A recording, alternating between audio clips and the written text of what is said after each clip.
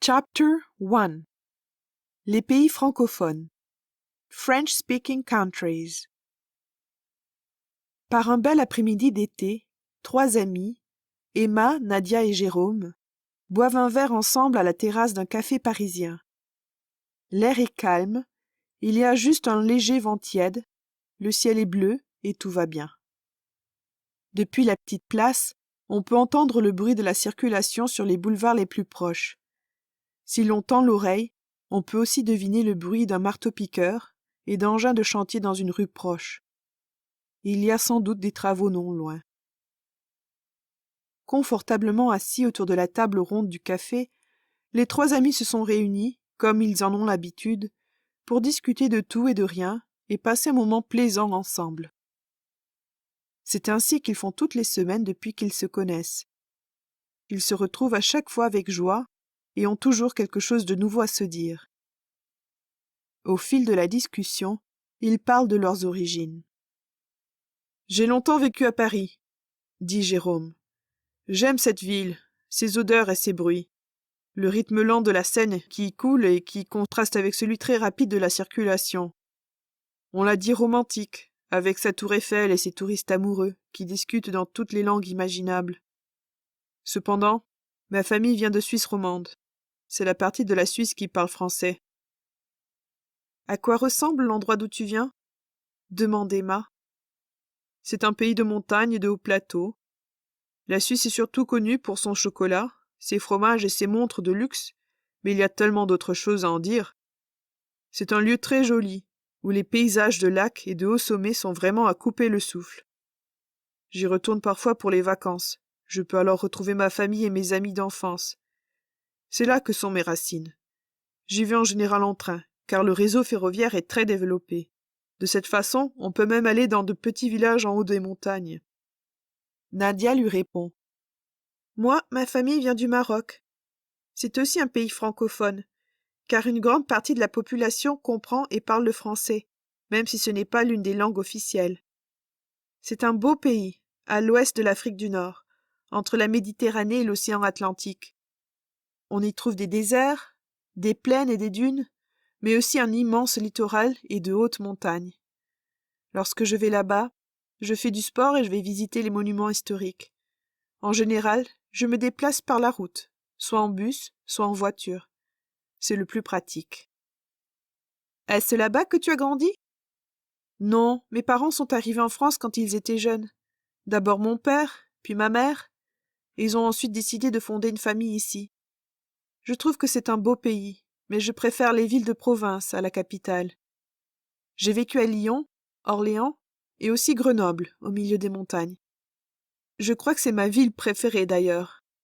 J'aimais bien y faire de longues promenades à pied ou en ski dans les pentes enneigées l'hiver. » C'est au tour d'Emma de prendre la parole. « Cela me fait penser à l'endroit d'où je viens, le Québec. C'est une région du Canada que l'on surnomme la Belle Province. Là-bas, les hivers sont froids et on est habitué à voir de grosses tempêtes de neige. Lorsque j'étais petite, ma sucrerie préférée était du sirop d'érable qu'on laissait refroidir directement dans la neige. Cela s'appelle la tire sur la neige. C'est une sucrerie très populaire là-bas. J'aime beaucoup l'endroit d'où je viens aussi. C'est un territoire immense, aux larges étendues, où l'on passe souvent devant des lacs et des forêts. On peut croiser dans la nature des renards, des loups, des ours ou des caribous. Je crois qu'ici en France, vous appelez ça des rennes, non ?» Jérôme et Nadia hochent la tête pour dire oui. En effet, selon les pays et même les régions où l'on se trouve, les mêmes choses peuvent avoir des noms différents. Beaucoup de gens parlent français à l'est du Canada, et essentiellement au Québec. C'est d'ailleurs la langue officielle. Une grande partie de la population est bilingue et parle aussi anglais. Cela est souvent utile si l'on souhaite voyager, car tous les pays limitrophes sont anglophones. On va d'une métropole à l'autre le plus souvent en avion, car les distances à parcourir sont grandes. Jérôme reprend. « Oui, l'anglais est une langue utile pour voyager. Cependant, avec le français, on peut aussi se faire comprendre dans un grand nombre de pays. Les régions francophones sont nombreuses. On parle le français en Amérique du Nord et en Amérique du Sud, en Afrique, mais aussi jusque dans le Pacifique. comme à Vanuatu, en Nouvelle-Calédonie. C'est vrai qu'il y a beaucoup d'endroits où cette langue est parlée, mais moi, j'aime le français, surtout pour la beauté de sa poésie. Rimbaud, Verlaine, Hugo, les écrivains ont créé des textes magnifiques. J'en connais certains par cœur. J'ai essayé d'écrire lorsque j'étais plus jeune, mais je crois que je préfère lire les ouvrages des grands auteurs.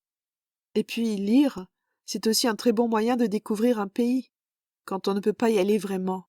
Avec la lecture, on peut même voyager à travers le temps. Tout à fait, approuve Jérôme. Je me souviens que lorsque j'ai lu certains romans, j'ai appris à regarder différemment les lieux que pourtant je connaissais déjà. J'ai aussi lu des descriptions tellement réelles que lorsque j'ai vu les choses en vrai, je m'y sentais déjà comme dans un endroit connu.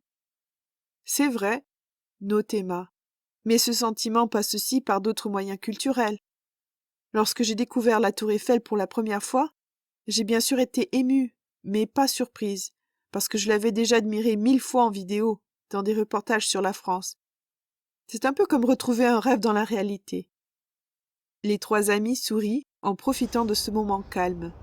La terrasse est à l'ombre alors que le soleil éclaire la ville d'une lumière vive et aveuglante. L'été va bientôt toucher à sa fin, mais les jours sont encore longs et beaux. Un pigeon vient de se poser près de la terrasse. L'oiseau fait quelques pas et cherche des miettes tombées au pied des tables. Et lorsque quelqu'un fait un mouvement trop brusque, il s'envole puis revient au même endroit. Emma boit une gorgée de son verre et commente.